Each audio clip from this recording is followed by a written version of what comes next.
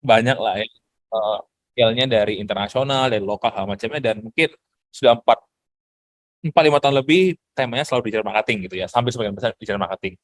Jadi mungkin kali ini saya pengen sharing yang nggak sekedar digital marketing doang, tapi lebih kepada sekedar berbagi wawasan aja seputar dunia bisnis online dan dunia bisnis in general. Kira-kira apa sih yang kita bisa develop atau kira kita bisa kembangkan dari produk-produk kita untuk bisa mendapatkan apa namanya revenue dan profitability lebih oke lagi.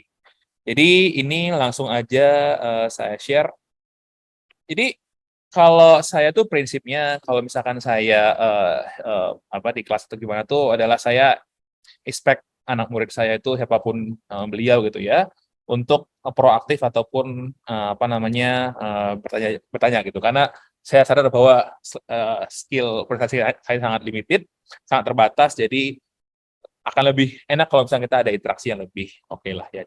Dan juga kita juga orangnya cuma sekitar 30-an lebih, jadi mungkin lebih enak kalau kita ngobrolnya apa face to face gini gitu. Jadi ini adalah semacam apa kompilasi gitu ya dari hasil analisa saya terhadap lima hal gitu ya dari kesalahan orang ketika berbicara soal marketing, dan itu saya rangkum dalam slide-slide yang bakal saya share hari ini gitu. Jadi saya mau mulai dengan sebuah ini ya, sebuah fakta bahwa jadi saya selama 2-3 tahun ini gitu saya Mmm, udah mulai merasa bahwa kayaknya kalau cuma belajar digital marketing doang itu ilmunya gitu-gitu aja. Dia agak mentok nih, learning-nya agak mentok. Jadi akhirnya saya ngobrol sama teman-teman saya, sama orang yang saya kenal, dan juga sama pengusaha juga gitu, dan saya akhirnya menyimpulkan gitu beberapa, pengalaman gitu ya, baik, studi kasus yang dia sifatnya, positif dan juga studi kasus yang sifatnya negatif. Nah, ini adalah kompilasi-kompilasi dari pelajaran yang saya peroleh dari diskusi-diskusi yang muncul dulu. Jadi saya memulai dengan sebuah ini ya, bahwa orang-orang yang dia biasanya gagal dalam merintis sebuah program marketing ataupun dalam urusan apa namanya masuk ke market itu, yang saya ketahui ya dan saya rasakan adalah mereka sebagian besar itu mulai dengan produknya, bukan dengan audiensnya. Nah, kenapa ini penting banget? Karena ini sampel yang bisa saya kasih ya. Jadi ada sebuah produk gitu dari Pfizer. Ini Pfizer kalau teman-teman tahu itu kan yang produksi vaksin gitu ya. Jadi Pfizer ini ada satu momen di mana di tahun 1997-98 dia itu memproduksi sebuah obat yang namanya sildenafil gitu loh. Jadi sildenafil ini adalah sebuah obat yang diciptakan untuk meningkatkan fungsi apa fungsi jantung ya, fungsi jantung dan apa hati untuk kebutuhan-kebutuhan dari mereka yang ada masalah sama kardiovaskulernya gitu. Jadi dia tuh diproduksi dia dipatenkan itu tahun 1996 untuk mencegah hipertensi dan masalah-masalah kardiovaskular. Tapi 2 tahun kemudian teman-teman ya, ini yang orang nggak tahu adalah ini obat akhirnya di rebranding gitu loh. Jadi kandungannya sama, khasiatnya sama, di branding jadi yang namanya Viagra. Jadi 1998 itu dia didatangkan ulang oleh Pfizer itu jadi obat kuat gitu. Dan itulah kenapa namanya pil biru sampai sekarang gitu. Jadi ini berawal semua dari sini. Nah, pertanyaan adalah kenapa akhirnya dari semua riset yang dilakukan gitu ya bertahun-tahun itu akhirnya Pfizer itu merebranding obatnya itu ya, yang mana dia itu punya efek samping untuk apa namanya kebutuhan-kebutuhan suami istri itu, dan nggak memasarkan produknya sebagai obat untuk masalah-masalah kardiovaskuler atau masalah-masalah jantung gitu. Nah, jawabannya sebenarnya sederhana, adalah karena kasus yang ditimbulkan oleh masalah-masalah masalah hubungan suami istri itu lebih banyak volumenya dibandingkan orang-orang yang menyadari bahwa mereka punya masalah dengan hati mereka gitu loh. Atau misalnya sorry dengan jantung mereka gitu loh. Nah, inilah kenapa akhirnya karena dia melihat ada potensi dari market yang diciptakan oleh produknya dia dan ada demand-nya, makanya dari mereka akhirnya mikir nih bahwa daripada saya apa namanya menggunakan produk saya untuk kebutuhan medis doang, yang mana kan itu kan medis kan kita kalau kita nggak diagnosa kita nggak bakal tahu gitu. Jadi itulah potensinya pasti sedikit. Tapi yang namanya kebutuhan suami istri itu pasti lebih volume lebih gede. Dan inilah yang penting ya teman-teman ya, walaupun contohnya agak jorok gitu ya, tapi adalah untuk menemukan audiens dulu, baru menggunakan baru menemukan produknya apa gitu. Jadi approach-nya yang menurut saya selama ini salah adalah orang tuh create produk tapi nggak menjawab kebutuhan market itu apa. Jadi kita harus tahu nih studi kasusnya atau use case ataupun kebutuhan produk kita itu gimana gitu. Ada banyak produk-produk yang sebenarnya itu dia dialihfungsikan itu karena ternyata marketnya itu lebih butuh sama fungsi lainnya atau fungsi sekundernya dibanding fungsi primer yang kita ciptakan in the first place gitu. Nah, jadi yang saya bisa suggest adalah teman-teman semua adalah to solve the bigger problem gitu. Kalau misalkan let's say kita misalkan berjualan, let's say kita berjualan let's say power bank gitu. Semua orang pasti bakal bilang ya pakai power bank ini bisa ya apa namanya ya apa baterainya full hal macam, bisa cepat hal macam, atau misalkan bisa tahan lama hal macam. Tapi sebenarnya untuk beberapa area untuk beberapa area gitu di Cina dan juga di luar negeri yang dia itu kondisi udara dingin, ada banyak powerbank yang dijual ya. Ini fakta menarik nih. Yang dijual untuk menghangatkan tangan gitu loh. Jadi sebenarnya itu kan sebenarnya sama-sama powerbank gitu, tapi dia dijual dialihfungsikan untuk kebutuhan itu. Gitu. Jadi hal yang penting kita lihat sini adalah kita harus melihat nih masalah besar apa yang bisa diselesaikan oleh produk kita, dan apakah jumlah orang yang membutuhkan itu ya, jadi jumlah orangnya dan intensi membelinya itu lebih tinggi dibanding fungsi awal yang kita bikin untuk produk itu. Gitu. Jadi inilah yang pentingnya dari seorang pakar marketing atau tim marketing untuk tahu bigger problemnya itu apa. Gitu. Jadi orang-orang dengan masalah performa hubungan rumah tangga itu pasti lebih gede jumlah marketnya dibanding orang-orang yang sadar bahwa mereka punya masalah dari kardiovaskuler. Jadi hal-hal tersebut sebenarnya sering terjadi di mana-mana gitu. Ya misalkan gini, tongsis sama tongkat untuk tol. Dua-duanya fungsinya sama gitu. Fungsinya sama buat buat stretch satu item. Tapi kenapa sekarang tongsis itu nggak laku lagi gitu? Dan sekarang malah dengan bahan yang sama, dia lebih baik memproduksi tongkat buat tol. Kenapa? Karena sekarang untuk sebuah handphone itu bisa take group foto, itu dia kamera depannya udah lebih lebar. Makanya kebutuhan untuk tongkat jadi menurun. Itulah kenapa akhirnya marketnya shifting ke kebutuhan lain yang bisa dipenuhi oleh tongkat yang bisa manjang. Gitu. Yaitu adalah untuk kebutuhan jalan tol. Gitu. Terus ini, jadi Listerine teman-teman semua ya, ketika dia dulu di launching, itu sebenarnya dia bukan buat obat kumur, tapi dia buat buat cairan pel. Jadi dia sama kayak Wipol sebenarnya, kandungannya hampir mirip. Tapi kenapa akhirnya Listerine itu di rebranding untuk kebutuhan obat kumur gitu. Karena nyata orang-orang yang dia punya masalah dengan bau mulut itu lebih banyak dibanding orang-orang punya masalah sama lantai kotor gitu loh. Jadi itulah kenapa akhirnya Listerine melihat bahwa potensi marketnya besar gitu kan. Dia sadar bahwa produk dia itu adalah pemain baru dalam bidang ini, sehingga akhirnya dia merebranding produknya dengan kandungan yang agak jauh beda untuk dia bisa menyasar pada market orang-orang yang masalah bau mulut. Jadi selalu pikir gitu ya, kira-kira apa use cases atau kegunaan produk kita yang kira-kira kita bisa pasarkan dengan cara yang berbeda. Jadi saya juga sering lihat juga bahwa misalkan ada banyak sekali misalkan nggak cuman ini ya, nggak cuman produk kimia ya, tapi juga misalkan makanan gitu loh. Ada momennya di mana orang-orang menjual nasi kuning, itu bisa lebih premium dibanding nasi kuning biasa. Kenapa coba? Karena dia rebranding nasi kuningnya sebagai nasi tumpeng. Maka sama kasar isinya. Jadi, satu hal yang penting ya teman-teman semua ya, adalah untuk mengetahui apa saja use case dari produk teman-teman dan timing kita menjualnya atau cara kita menjualnya itu dengan branding seperti apa gitu loh. Ketika kita menjual produknya sebagai nasi kuning, otomatis kita bakal ditempatkan sebagai menu sarapan. Tapi kalau kita menjual sebagai tumpeng, berarti kita bakal sebagai apa? Sebagai selebrasi dari momen khusus. Ketika kita membuatnya sebagai nasi tumpeng dan selebrasi di momen khusus, artinya apa? Artinya orang kita bisa jual dengan cara yang lebih premium. Gitu. Itu pelajaran pertama yang saya peroleh. Yang kedua adalah ini nih yang penting dan saya selalu communicate buat semua murid-murid saya adalah untuk orang-orang yang sukses di bidang marketing atau digital marketing atau bisnis in general, mereka tahu kapan mereka harus invest di advertising gitu loh.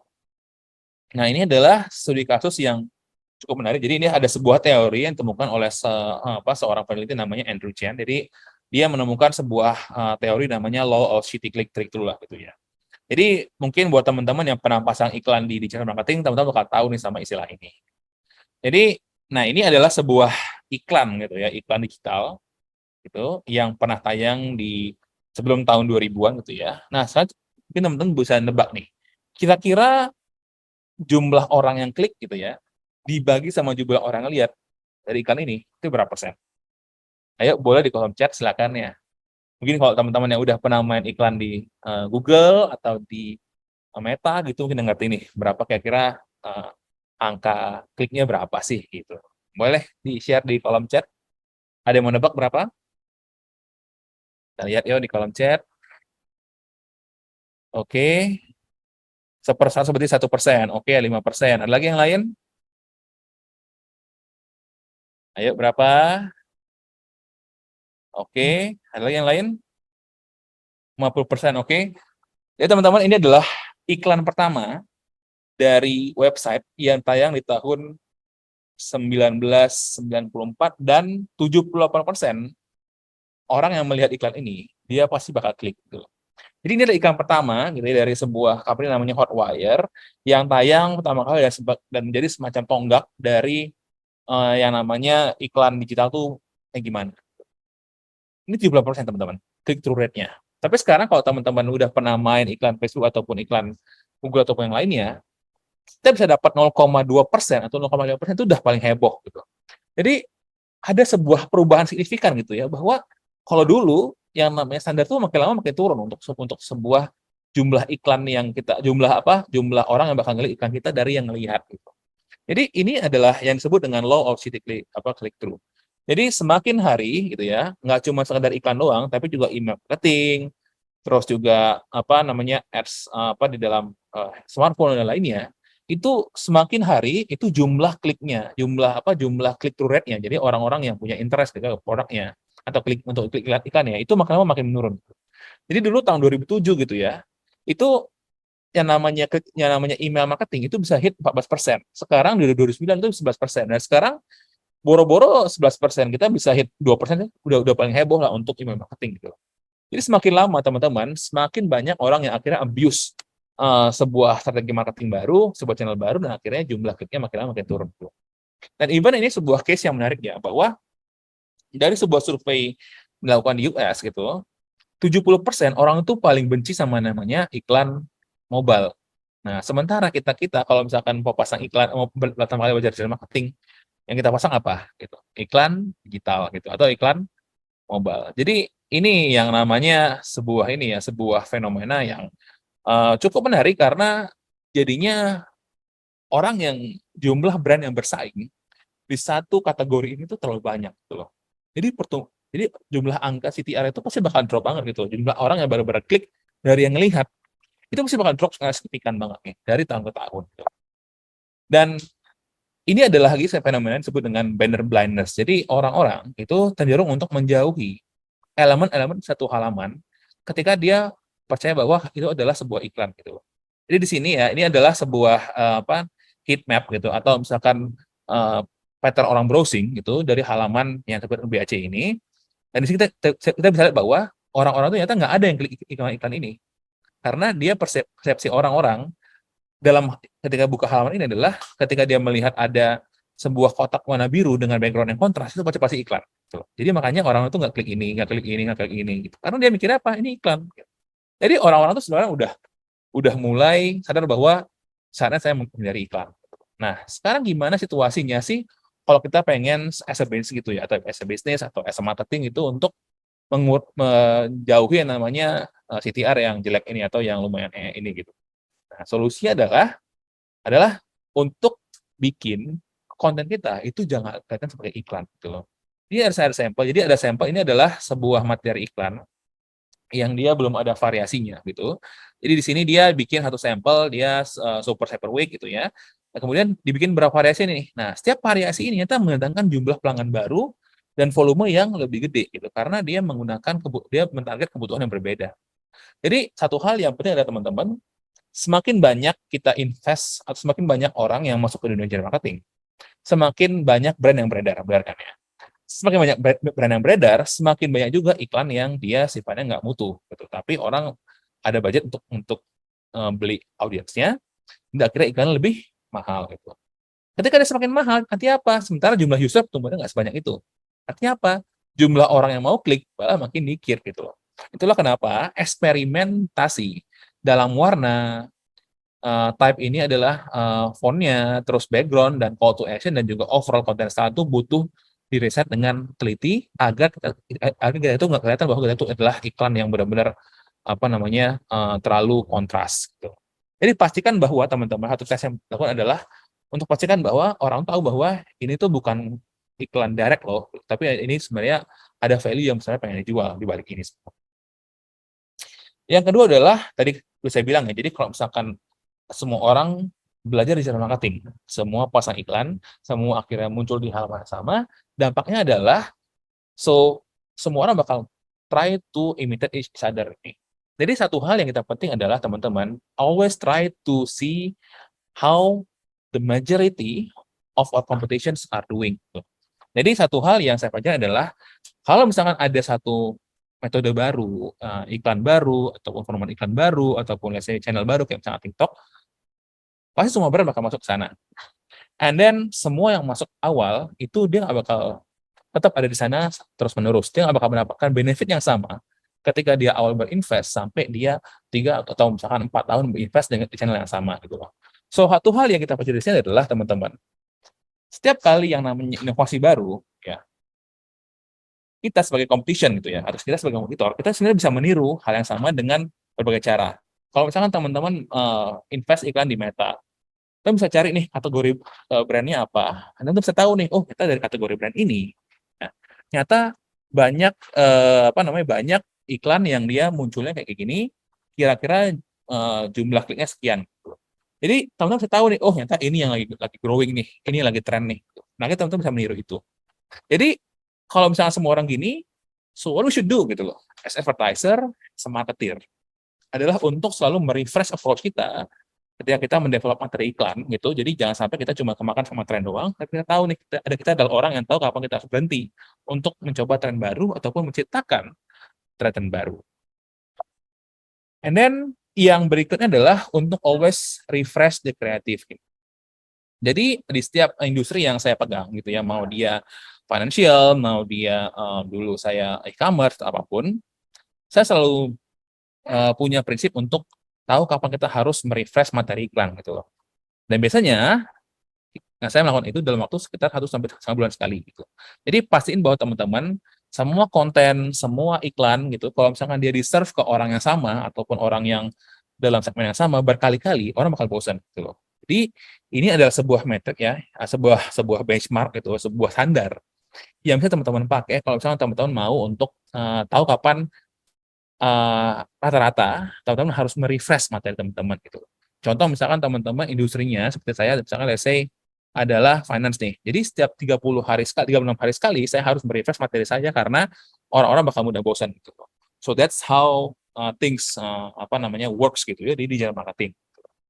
Jadi selalu berusaha untuk tahu nih kapan kita harus merefresh materi kita karena orang-orang bakal tahu bahwa oh itu iklan, oh ini dia coba untuk apa namanya get more from us. Jadi akhirnya kita tahu bahwa saatnya kita merefresh materi iklan kita gitu.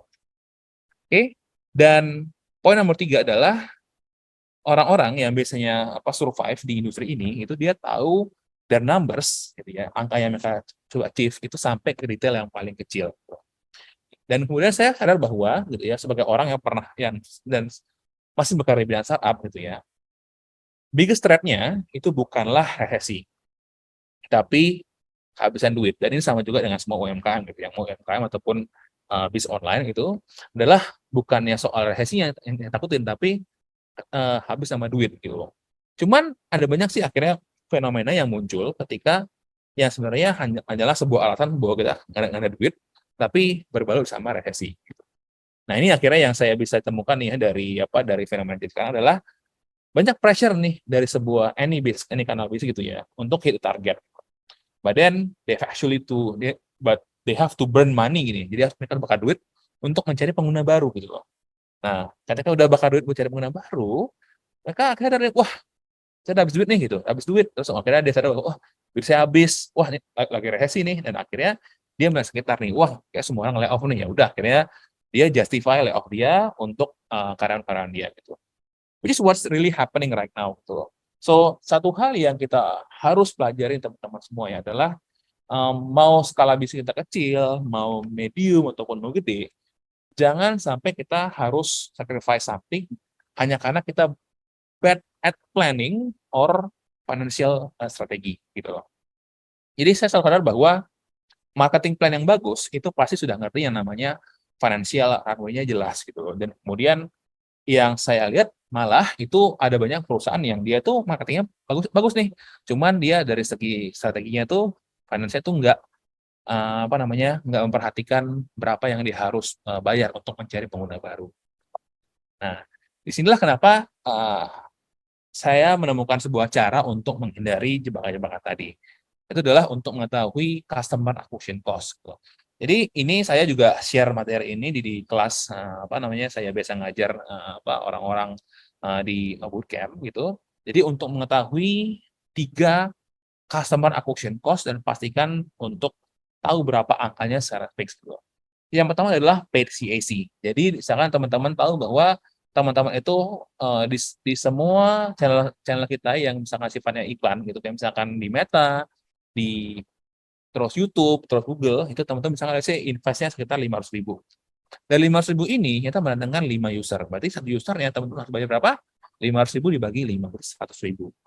Jadi di sini teman tahu nih, oh ternyata saya invest sekian dapatnya sekian. Jadi kita tahu berapa return on investment-nya. Nah, report ini gitu ya atau angka ini kita biasanya measure kapan? Adalah untuk melihat performa mingguan dari digital marketing performance kita. Dan juga untuk identify nih dari semua materi iklan kita tadi kan sudah dibahas kan ya.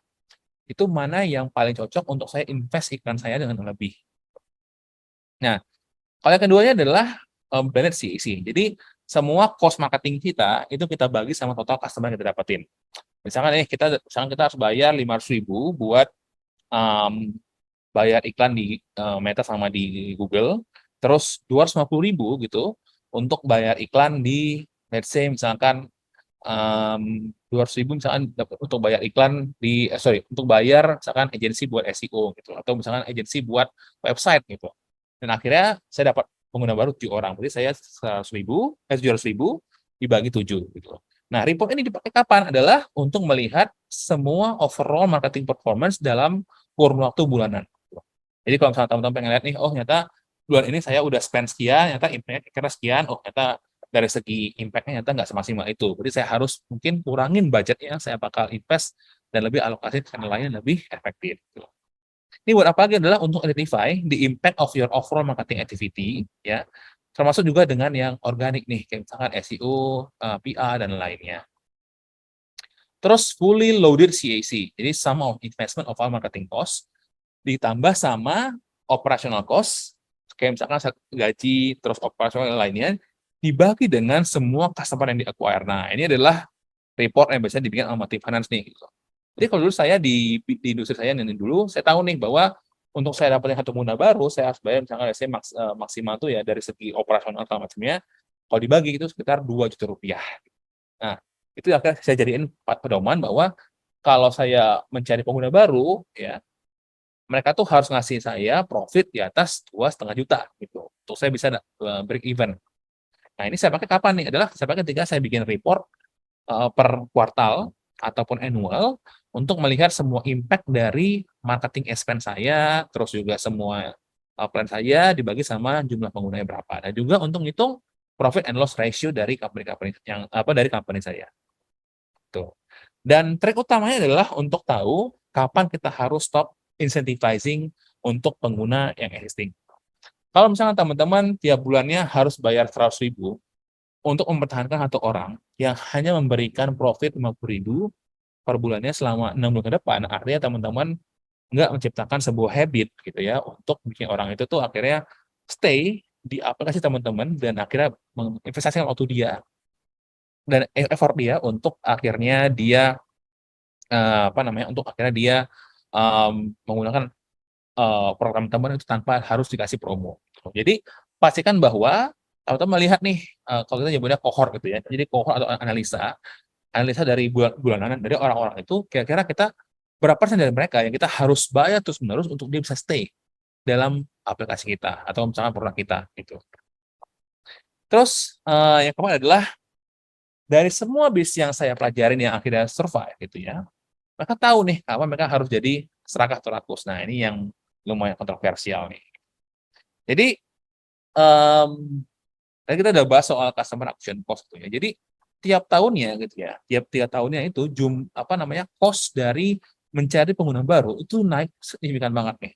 Jadi 10-20% di dalam hitungan waktu tahunan. Jadi dulu saya ingat banget, dulu saya untuk menjadi satu orang pengguna baru ya, untuk pakai aplikasi saja dulu saya harus bayar sekitar 15.000.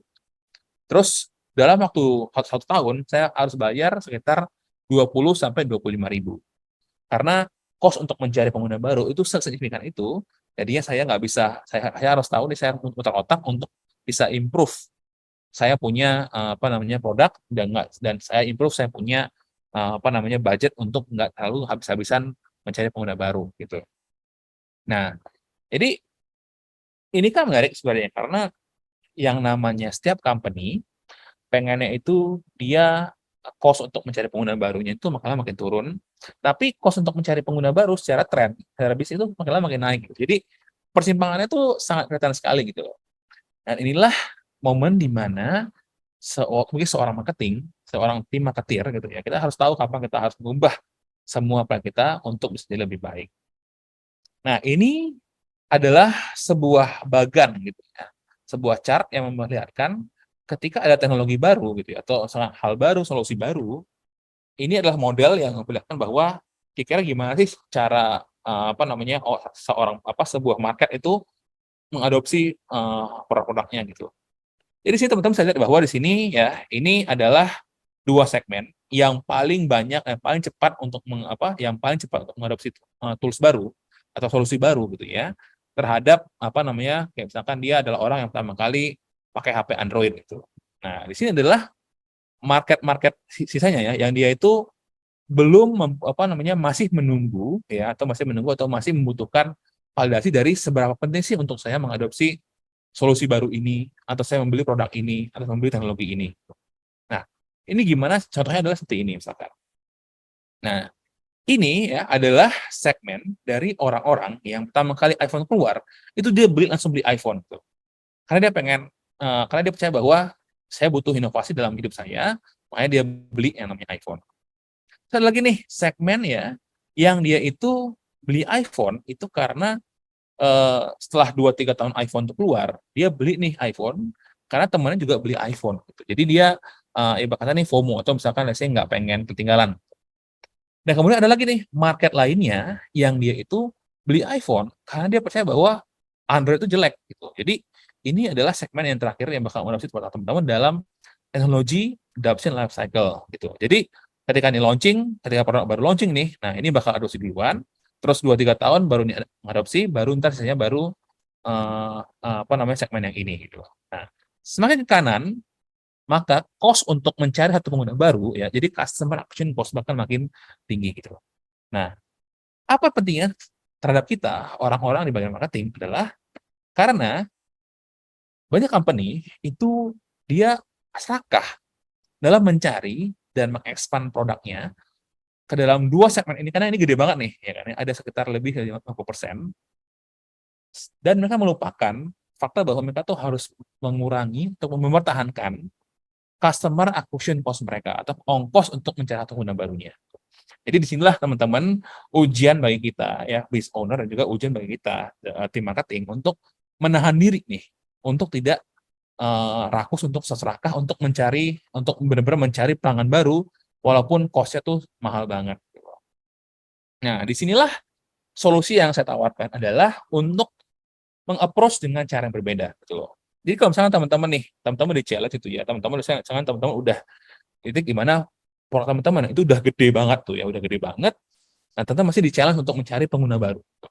Nah, inilah saatnya teman-teman untuk tahu nih, kira-kira untuk saya bisa dapetin profit lebih tinggi, tiap segmen ini tuh harus ngapain sih gitu. Nah, misalkan ini nih, orang-orang yang mengadopsi solusi baru pertama kali. Ini orang-orang, dia pasti nggak butuh lagi nih iPhone dengan harga yang sama. Makanya orang-orang ini, dia pasti bakal mikirnya adalah dia harus beli produk produk teman-teman atau solusi yang teman-teman tawarin tapi lebih premium. Nah, inilah segmen yang akhirnya menciptakan atau melahirkan yang namanya iPhone Pro Max gitu.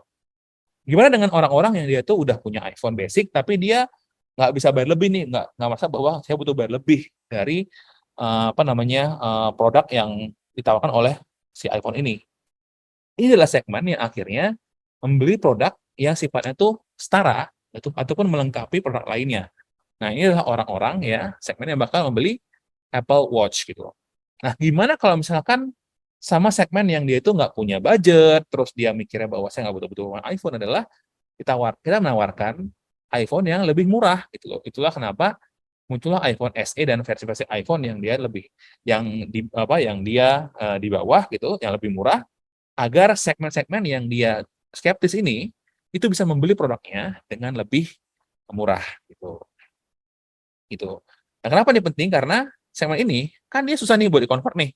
Makanya kalau kita susah buat di-convert, kita jangan jual produk yang mahal, tapi jual produk yang lebih reachable dan lebih jangkau ke mereka. Dan saya percaya bahwa gitu ya, it's okay to be greedy, itu fine atau it's okay untuk jadi serakah, yang penting kita tahu kapan untuk berhenti dan kapan untuk jadi serakah gitu loh. Dan ini adalah prinsip investasi yang diimplement di seluruh dunia gitu, yang mana sebenarnya untuk mendapatkan cuan ataupun profit paling maksimal, kita harus tahu kapan kita harus berhenti, dan kapan kita harus maju untuk jadi lebih serakah gitu loh. Yang terakhir nih adalah ini yang penting nggak penting tapi menurut saya penting banget adalah those who stay gitu ya. Jadi orang-orang yang akhirnya bisnisnya survive itu adalah orang-orang yang tahu nih gimana cara memberi nilai pada people-nya gimana gitu. Nah, ini yang menarik nih ya. Ini saya baru nemu ini sekitar berapa jam lalu. Tapi saya menemukan fakta bahwa VOC itu kan kolaps itu karena alasannya itu dia korupsi gitu ya. Tapi ternyata nggak banyak orang yang tahu bahwa di balik korupsi itu ternyata ada faktor yang lebih signifikan lagi gitu ya. Jadi kan dulu ini teman-teman semua pasti bakal tahu lah ini ya. Bahwa VOC itu kolaps karena dulu dia zaman Belanda tuh dia banyak korupsi nih.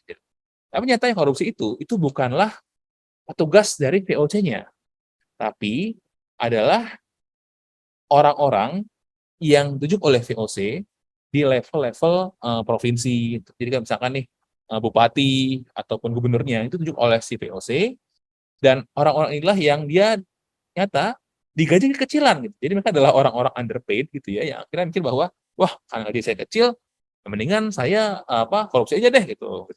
Nah, inilah yang akhirnya membuat VOC gitu ya. Yang mana VOC adalah sebuah bisnis teman-teman. Kita belajar dari situ juga ya, Ria. Itu akhirnya dia bangkrut gitu. Jadi kita harus belajar nih bahwa untuk kita bisa mempelajari ke depannya gimana, kita harus tahu bahwa kita sejarah itu sudah memperlihatkan gitu bahwa VOC aja bubar karena dia underpaid tuh. Masa sekarang kita mau bubar karena underpaid gitu. And then kembali kepada pertanyaan utama nih. Gimana kalau misalnya kita nggak punya budget nih untuk bayar orang untuk sebuah role yang full time gitu. Nah, jadi kalau dari saya ada 3 solusi. Yang pertama adalah to hire agency.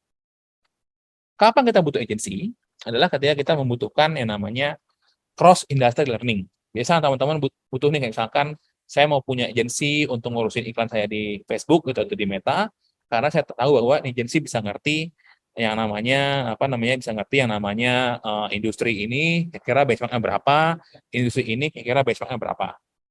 Dan saya misalnya tahu nih saya butuh pakai agensi gitu ya. Ketika saya pengen tahu nih saya pengen eksperimen lebih banyak channel, lebih banyak strategi, maka saya butuh yang namanya agensi. Karena ketika kita memilih agensi, kita sebenarnya sudah meng-hire banyak kepala gitu ya untuk berpikir soal brand kita. Ini adalah ketika saya pengen invest lebih banyak di creative output variation gitu. Kalau misalnya kita semua operate in-house gitu, kita operate tanpa agency, ya paling banter kita coba materi kontennya paling cuma email gitu, paling cuma iklan biasa doang gitu. Tapi kalau misalnya kita ada agency, kita bisa dapat lebih banyak input untuk produksi video yang panjang atau konten vertikal lebih oke gitu. Jadi ketika teman-teman milih agensi gitu ya, pastikan bahwa dia bisa ngasih value lebih dari sekedar ngerunning iklan doang gitu. Nah, gimana kalau misalkan teman-teman mau yang namanya hire freelancer gitu? Nah, saya selalu suggest kalau misalkan company itu dia nggak mau hire agency, tapi dia pengennya hire freelancer, pastikan bahwa satu adalah dia udah tahu nih, dia pengennya nih orang itu jadi spesialis di role mana aja, gitu. Di channel mana aja. Misalkan nih, dia bakal jadi megang email, dia bakal megang email marketing, dia bakal megang mungkin apa namanya CRM, atau bakal megang SEO doang, atau bakal megang iklan sosial doang, gitu. Atau bakal megang sosial media doang, gitu. Yang kedua adalah ketika kita butuh yang namanya spesialis teknis gitu secara reguler. Kalau saya prinsipnya adalah untuk yang namanya kebutuhan SEO gitu, jadi search engine optimization gitu ya. Saya selalu invest di spesialis gitu dibanding saya invest di agensi ataupun di yang lain. Apa? Karena saya percaya bahwa spesialis di bidang ini itu pengalamannya tuh minimal 3 sampai 5 tahun. Tuh, jadi dia benar-benar yang udah pakar banget dan ngerti teknis. Cuman mereka nggak mau, cuma saya nggak mau bayar mereka secara full time. Jadi saya hanya butuh part dari spesialis mereka doang untuk urusin ini. Nah, makanya saya akhirnya pakainya freelancer. Dan yang ketiga adalah pastikan bahwa sebelum teman-teman hire freelancer, teman-teman udah punya manajer nih yang ngerti dan bisa supervisi kerjaannya dia secara day to day gitu. Karena yang paling fatal adalah misalnya gini, kita business owner, kita nggak punya tim, kita langsung hire freelancer gitu. Nah, kita kan juga harus ngurus yang lainnya nih, gitu kan? Kita juga harus ngurus finance, kita juga harus ngurus yang lainnya, apa kita juga harus ngurus kebutuhan operasional gitu. Jadi kita nggak punya waktu untuk mereka. Dan terakhir adalah kalau misalnya kita harus bayar orang untuk full time itu, pastikan bahwa kita punya tahu nih technical skill mereka secara real time nih. Nah, ini penting nih. Kalau kita bikin tes, take home assignment gitu ya, atau misalnya tes yang kita ngasih, terus kita minta orang buat ngasih jawabannya itu mungkin berapa hari kemudian gitu, itu biasanya kalau saya sih saya minta mereka buat present lagi gitu. Biar apa? Biar kita ketahuan nih, mereka tuh sebenarnya minta bikin temannya atau benar-benar dia mikir dengan logik yang dia punya. Nah, itu yang penting teman-teman untuk kita tahu bahwa kemampuan teknis ketika hire orang itu udah kebukti dari cara dia memperlihatkan logika dia ketika dia menjawab soal tersebut gitu. Yang kedua adalah untuk understand the decision making process. Kira-kira nih orang kalau mikirin sesuatu untuk desain something gitu ya, atau misalkan untuk untuk memutuskan sesuatu, gimana sih cara pola pikir dia? Nah, ini yang bakal kita uji dalam proses interview ataupun proses rekrutmen. Dan yang terakhir ini adalah untuk pastiin bahwa untuk semua orang yang kita pengen hire secara full time, untuk punya namanya career leader gitu.